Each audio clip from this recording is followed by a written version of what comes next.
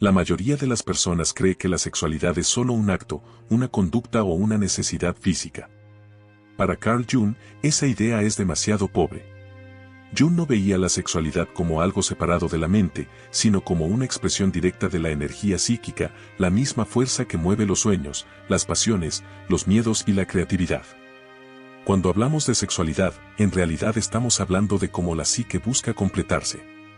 El deseo no aparece por casualidad.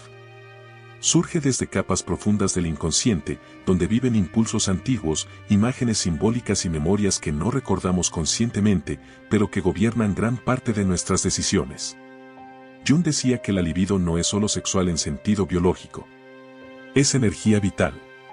Es impulso de vida. Es la fuerza que empuja al ser humano a crear, amar, destruir, buscar sentido y transformarse. La sexualidad es una de sus manifestaciones más intensas porque conecta directamente el cuerpo con el inconsciente. Por eso, cuando una persona no entiende su sexualidad, no solo se confunde en el deseo, se confunde en su identidad. Muchas crisis emocionales, relaciones repetitivas o atracciones inexplicables tienen su raíz en una libido mal comprendida o reprimida. Este video no te va a decir qué hacer en la cama. Te va a mostrar qué está ocurriendo en tu interior cuando deseas, cuando te atrae a alguien, cuando te excita lo prohibido o cuando pierdes completamente el interés. Desde la mirada junguiana, la sexualidad es un lenguaje simbólico. Cada fantasía, cada impulso, cada atracción es un mensaje de la psique que quiere ser escuchado, no juzgado. Aquí comienza el viaje, entender que tu sexualidad no es tu enemiga ni algo que debas controlar a la fuerza. Es una puerta directa hacia tu inconsciente. Para Carl Jung, uno de los errores más profundos del ser humano moderno es creer que controla conscientemente todo lo que desea. En realidad, gran parte de la sexualidad no nace en la razón, sino en una zona que preferimos no mirar. Jung llamó a esa zona la sombra. La sombra no es lo malo, no es lo perverso, no es lo incorrecto. La sombra es todo aquello que fue rechazado. Cuando aprendimos quién debíamos ser. Desde la infancia, aprendemos qué emociones son aceptables y cuáles no. Qué deseos se pueden expresar. Qué impulsos deben callarse. Qué partes de nuestro cuerpo pueden mostrarse. Y cuáles deben esconderse. Todo lo que no encaja con la imagen que queremos proyectar al mundo no desaparece. Desciende al inconsciente. Y allí, en silencio, comienza a acumular energía. Jung observó que la sexualidad tiene una relación directa con la sombra, porque el deseo es una de las fuerzas más reprimidas por la cultura, la moral y la religión. No importa cuán racional, espiritual o disciplinada se considere una persona, si reprime partes esenciales de su naturaleza, esas partes buscarán expresarse. De alguna forma. Muchas veces lo hacen. A través de fantasías intensas. Atracciones inexplicables. O comportamientos que la persona no logra entender. Aquí aparece una verdad incómoda. No deseamos solo lo que nos gusta conscientemente. También deseamos lo que nuestra sombra necesita expresar. Por eso, a veces, una persona se siente atraída por aquello que dice rechazar, por personas que representan lo que nunca se permitió ser. El deseo no siempre es lógico, es simbólico. La sombra sexual no grita, susurra, pero cuando no se le escucha, empieza a empujar. Jung explicaba que cuando un impulso es negado, no desaparece, se vuelve compulsivo, exagerado, distorsionado. La sombra sexual puede manifestarse como culpa constante, doble vida, relaciones ocultas, celos intensos, adicciones o una obsesión con el control del propio cuerpo o del cuerpo del otro. Muchas personas creen que tienen problemas sexuales. Desde la mirada junguiana, lo que tienen es un conflicto con su sombra. No es el deseo el problema. Es la lucha interna contra él. La energía que debería fluir hacia la conexión La creatividad o el amor queda atrapada en una tensión constante entre lo que se desea y lo que se permite. Jung no proponía actuar todos los impulsos. Tampoco proponía reprimirlos. Proponía algo mucho más difícil: reconocerlos conscientemente.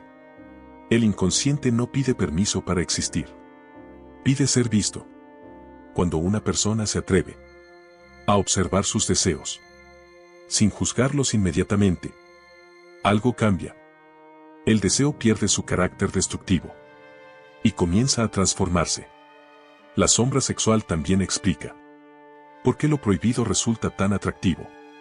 No porque sea malo, sino porque concentra energía reprimida. Cuanto más se reprime un impulso, más poder gana en la oscuridad. Por eso Jung advertía: la represión extrema no crea personas morales, crea personas inconscientes. Y la inconsciencia es peligrosa, porque lo que no se reconoce termina controlándonos.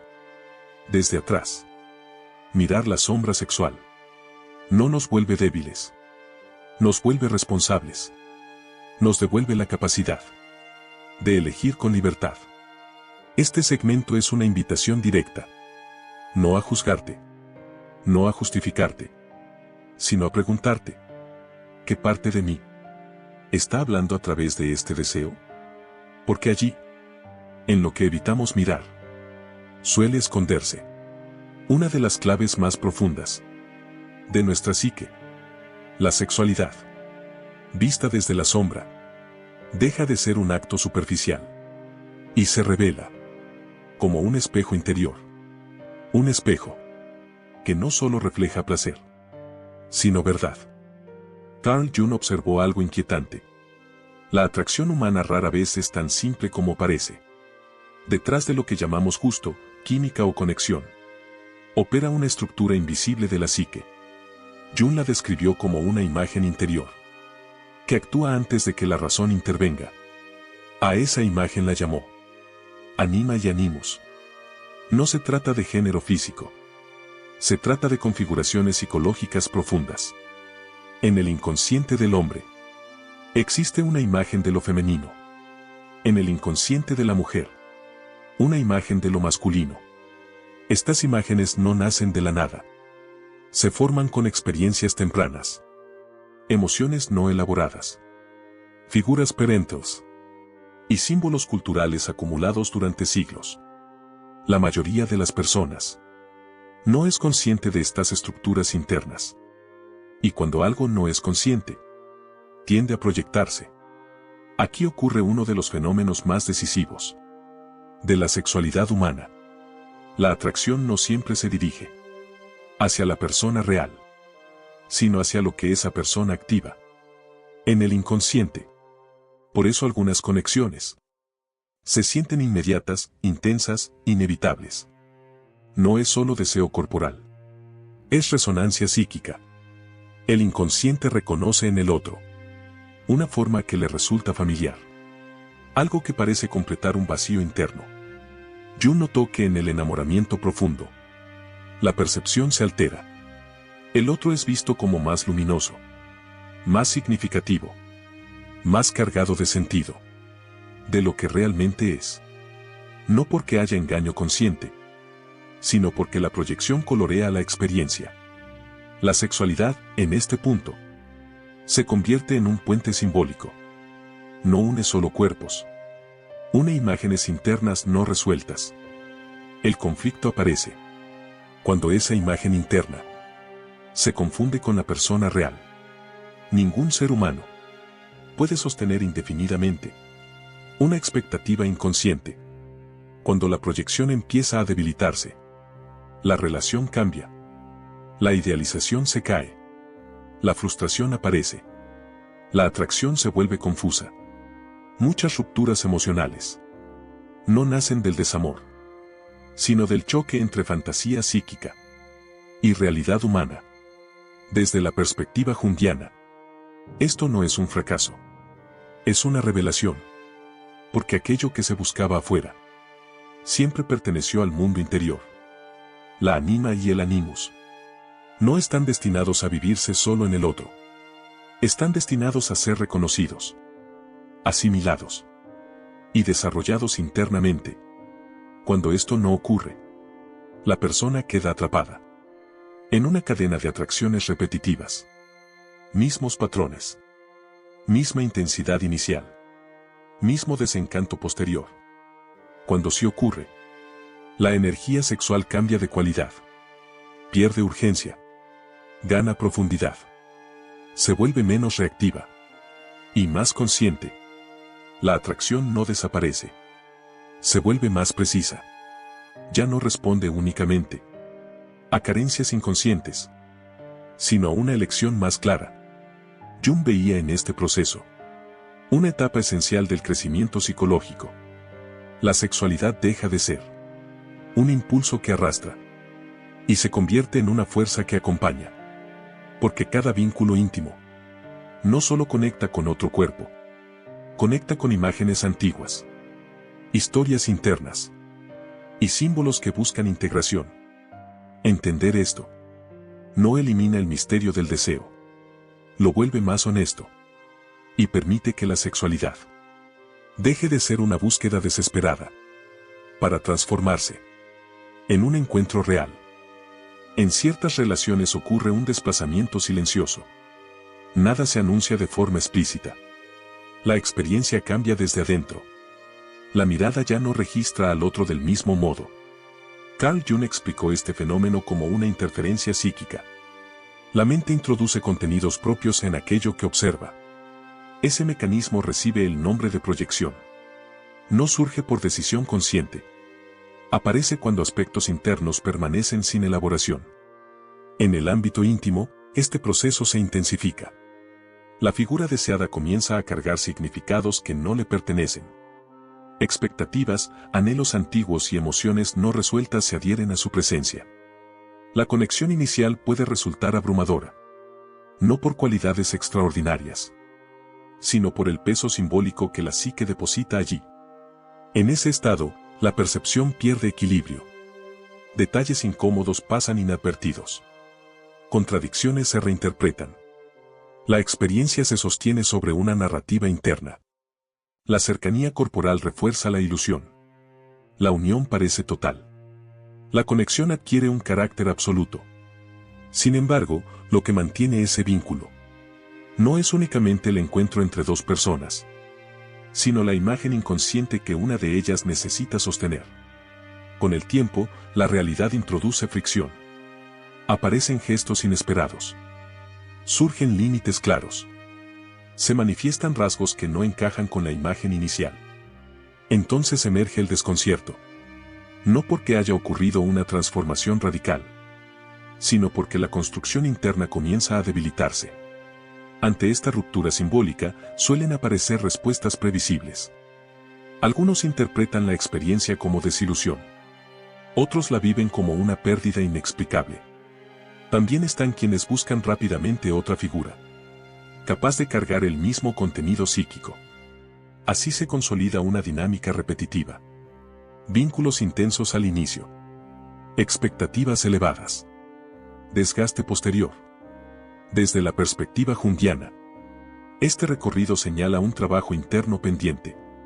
Mientras ciertos contenidos permanezcan proyectados, la sexualidad funcionará como compensación, no como encuentro real.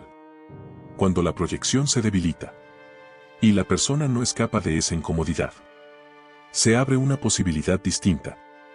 La atención gira hacia el mundo interior. La pregunta cambia de dirección. Ya no apunta al comportamiento del otro, sino al significado interno de la experiencia. ¿Qué buscaba sostener esa imagen?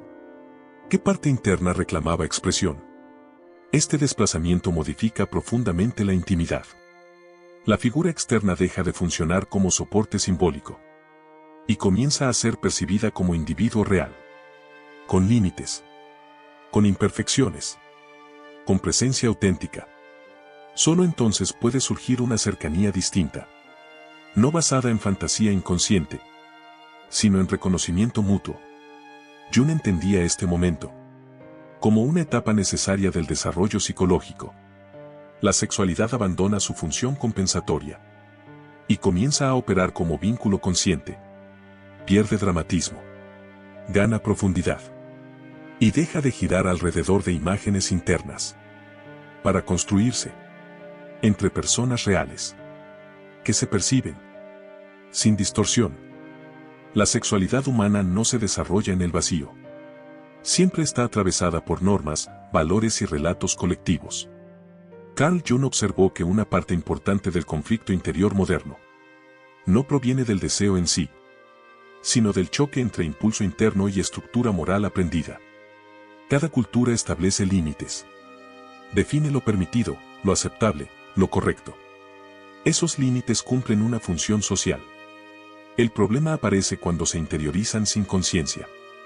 Cuando la norma deja de ser un marco externo y se convierte en una voz interna rígida. En ese punto surge la culpa. No como reflexión ética, sino como tensión constante entre lo que emerge desde dentro y lo que la personalidad cree que debería ser. Jung notó que la represión no elimina la energía sexual. La desplaza. La fuerza que no encuentra salida consciente busca caminos alternativos. A veces aparece como ansiedad. Otras veces como irritabilidad. En muchos casos como bloqueo emocional. También puede manifestarse como obsesión, conductas compulsivas o una relación conflictiva con el propio cuerpo. La moral rígida no suele producir personas equilibradas. Produce individuos divididos. Por un lado, una identidad controlada, correcta, funcional. Por otro, un mundo interno cargado de impulsos negados. Esa división genera desgaste psíquico. La sexualidad reprimida no se apaga. Se fragmenta. Una parte queda sometida. Otra se vuelve clandestina. Jung consideraba este proceso especialmente peligroso cuando se reviste de discurso moral elevado. Porque cuanto más se idealiza la pureza, más se intensifica la sombra. La culpa constante no conduce a la integración. Conduce al autoengaño.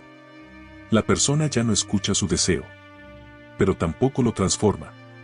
Simplemente lo empuja hacia zonas inconscientes, donde pierde forma y dirección. Desde la psicología junguiana, la salida no consiste en eliminar la moral, ni en entregarse al impulso sin reflexión. El camino es otro.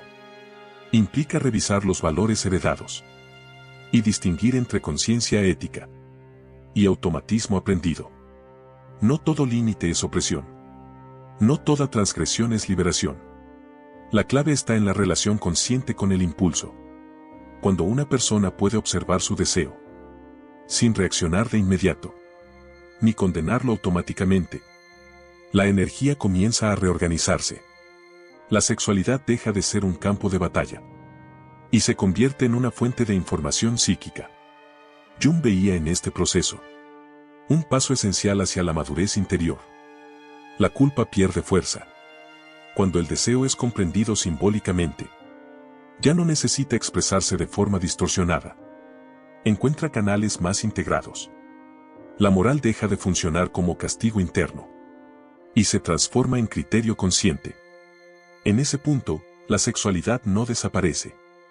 Se vuelve más clara. No domina. No se esconde. Ocupa un lugar coherente dentro de la totalidad de la psique. El conflicto moderno, según Jung, no está en sentir deseo, sino en no saber qué hacer con él. Mientras permanezca reprimido, actuará desde la sombra. Cuando es reconocido, puede convertirse en una fuerza de transformación. Para Carl Jung, la psique no se expresa principalmente con ideas, sino con imágenes. Cuando la conciencia no logra formular algo con palabras, el inconsciente recurre a símbolos. La sexualidad es uno de los territorios donde este lenguaje simbólico aparece con mayor claridad. Fantasías y sueños no son errores de la mente. Son mensajes codificados. No describen necesariamente lo que una persona quiere hacer, sino lo que una parte interna intenta comunicar. Jung observó que muchas fantasías sexuales no deben interpretarse de manera literal. Su contenido no apunta al acto, sino al significado psicológico que encierra. Un escenario, una figura, una situación específica. Suelen representar dinámicas internas más profundas. Dominio, entrega, transgresión, fusión, distancia. Cada imagen habla de una relación con el poder, con el vínculo, con la identidad. Cuando una fantasía se repite, no lo hace por capricho. Señala un contenido que busca ser reconocido. Lo mismo ocurre con los sueños de carácter erótico. Durante el sueño, la censura consciente se debilita. La psique se expresa con mayor libertad. Aparecen figuras que no corresponden a la vida cotidiana. Escenarios irreales. Situaciones que desconciertan. Jung insistía en que el error más común es interpretar estos sueños desde la moral. El inconsciente no habla en términos de bien o mal. Habla en términos de equilibrio psíquico. Un sueño erótico puede señalar una necesidad de integración, un conflicto relacional o una energía creativa bloqueada. No necesariamente deseo hacia una persona concreta. Las figuras que aparecen en los sueños suelen funcionar como arquetipos. Representan aspectos internos que buscan entrar en la conciencia. Cuando estas imágenes son ignoradas, la energía que contienen no desaparece, se intensifica. Puede manifestarse como obsesión, confusión emocional o desconexión corporal. Jung proponía una actitud distinta. Observar la fantasía sin identificarse completamente con ella. Explorar el símbolo sin actuarlo de manera automática. Preguntarse qué emoción la acompaña. ¿Qué tensión expresa? ¿Qué parte de la psique intenta compensar? Este enfoque transforma la relación con el deseo. La fantasía deja de ser un impulso vergonzante y se convierte en una fuente de información. El sueño deja de ser una perturbación y pasa a ser una guía simbólica. Cuando la sexualidad es escuchada en este nivel, pierde rigidez. Ya no necesita expresarse de forma extrema para llamar la atención. Encuentra canales más sutiles. Jung veía en este proceso una ampliación de la conciencia. La persona no queda atrapada ni en la represión, ni en la actuación ciega. Se sitúa en una posición de diálogo interno. La imaginación deja de dominar y comienza a colaborar. La sexualidad, comprendida simbólicamente, se integra al proceso de individuación, no como un problema a resolver, sino como un lenguaje a descifrar. Cada imagen interna contiene una dirección posible. Ignorarla empobrece la vida psíquica. Escucharla sin conciencia puede desbordarla. El equilibrio aparece cuando el símbolo es reconocido y la energía que porta encuentra una forma más amplia de expresión. Carl Jung hacía una distinción clave que ayuda a entender muchos conflictos actuales. No todo deseo funciona de la misma manera. Existe una forma de sexualidad que responde a la conciencia y otra que nace de la falta de ella. La diferencia no está en el acto, sino en el origen interno del impulso.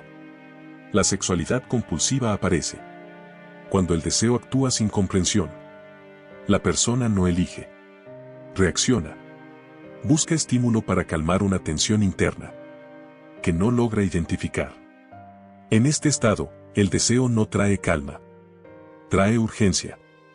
Después del acto, la sensación de vacío suele regresar. Por eso se repite el patrón. No porque haya placer, sino porque hay una inquietud no resuelta. Jung observó que este tipo de sexualidad no está conectada con el otro, sino con una necesidad interna de compensación. Se utiliza el encuentro íntimo como escape emocional. No hay presencia real. Hay descarga. En cambio, la sexualidad consciente funciona de otra manera. No surge de la ansiedad, sino del contacto con uno mismo. La persona reconoce su deseo, entiende de dónde viene y decide cómo expresarlo.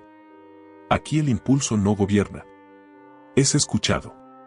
La diferencia se nota en la experiencia. Hay atención, hay conexión, hay coherencia interna. El placer no deja vacío, porque no intenta tapar nada. Jung no decía que una persona consciente no sienta deseo intenso.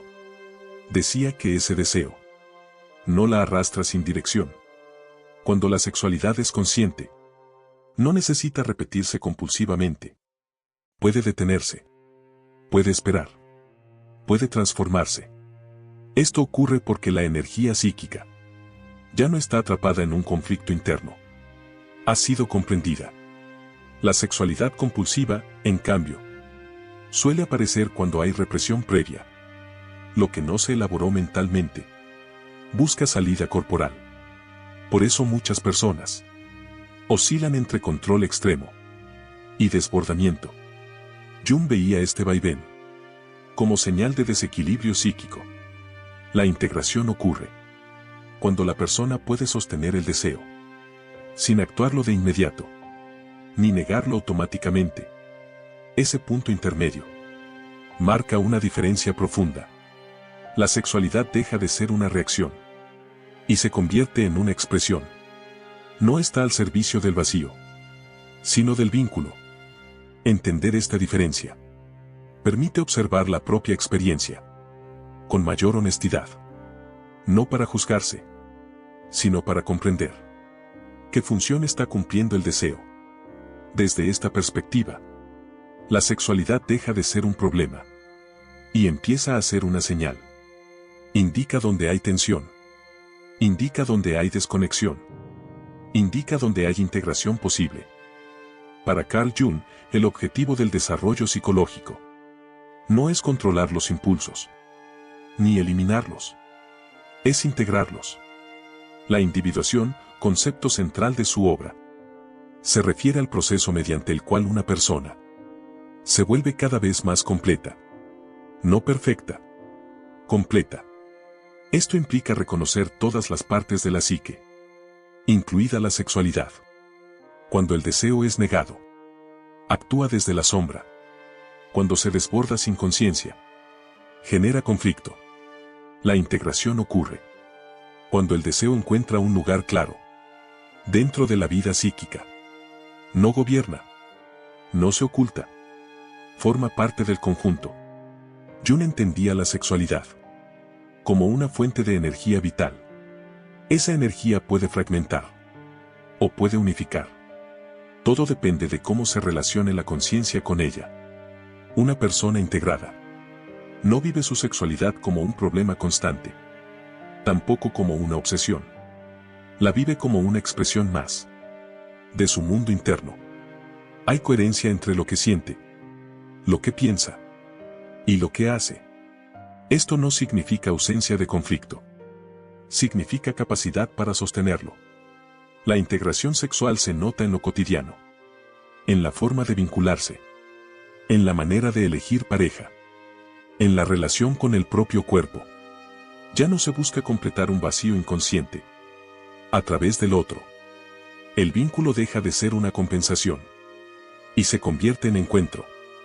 Jung afirmaba que muchas crisis existenciales no se resuelven cambiando de pareja, ni reprimiendo el deseo, ni persiguiendo placer constante. Se resuelven cuando la persona se comprende a sí misma con mayor profundidad. La sexualidad integrada no necesita máscaras. Puede adaptarse a distintas etapas de la vida, sin perder sentido. Puede intensificarse o calmarse, sin generar angustia. Forma parte de la identidad, no de la lucha interna. Este punto marca el cierre del recorrido. La sexualidad deja de ser algo que domina o algo que se teme. Se convierte en una vía de autoconocimiento, un espacio donde cuerpo y psique no están en guerra. Desde la mirada de Jung, este equilibrio no se impone desde afuera, se construye desde adentro. Cuando el deseo es escuchado, comprendido y ubicado conscientemente, deja de dividir, comienza a unir. Y en ese proceso, la sexualidad ya no es un conflicto a resolver, sino una fuerza integrada dentro del camino personal hacia una vida más consciente. Llegados a este punto, la pregunta ya no es qué es la sexualidad, ni cómo debería vivirse.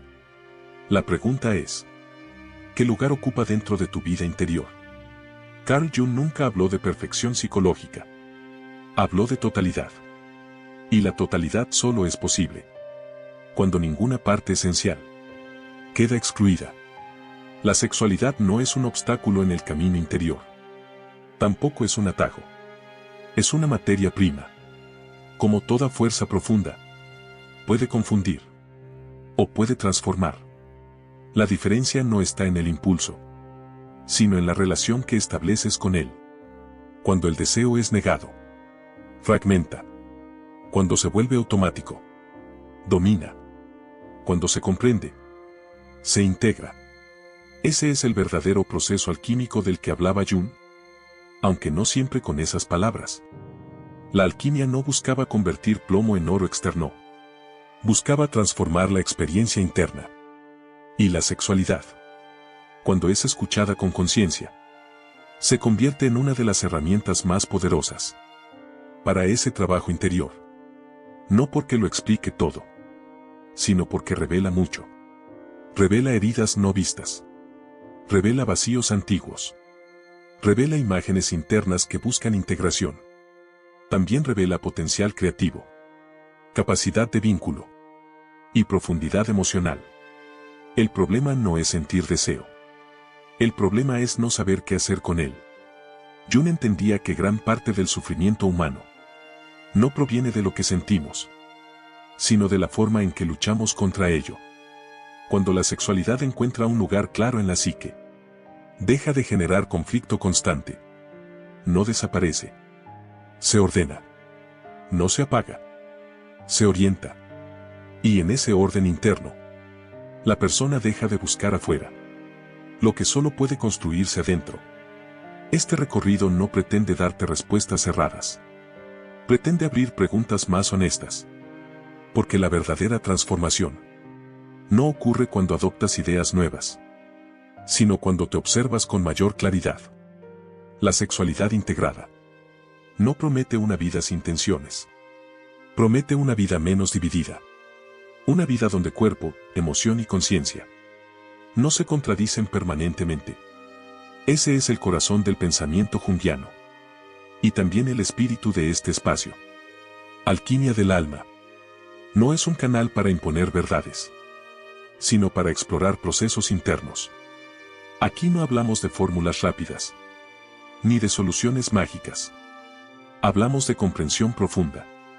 Si este contenido resonó contigo, si te ayudó a mirar tu experiencia desde otro ángulo, si abrió una reflexión que no habías tenido antes, te invito a suscribirte. Cada suscripción no es solo un número. Es una señal de que este tipo de contenido tiene sentido y merece seguir creciendo. Aquí seguiremos explorando la psique, los símbolos, la sombra, los procesos internos y los caminos de transformación, desde una mirada consciente y profunda. Porque el verdadero cambio no ocurre afuera, ocurre cuando te atreves a mirar hacia adentro, sin miedo y sin autoengaño. Esto es Alquimia del Alma. Gracias por estar aquí.